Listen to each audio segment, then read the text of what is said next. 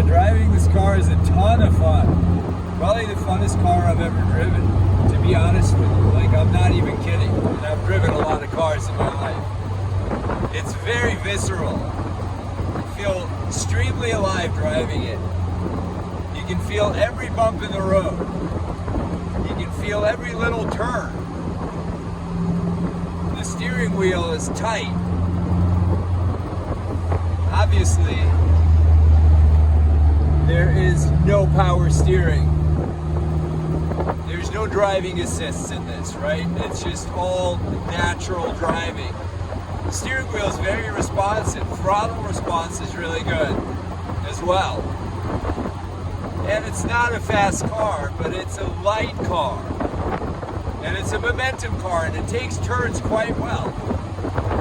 The front suspension has a little bit of play in it, right? So when you get into a corner, it does roll a little bit. So you got to make up for that by really curving into the corner. Helps you really anticipate when you drive. If you want to get the most out of the car when you're driving, you really got to be on top of the road. But it's a phenomenal experience.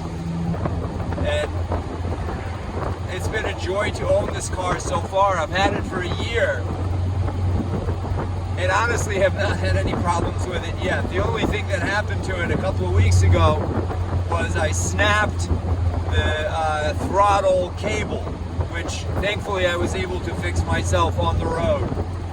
But otherwise it's been great.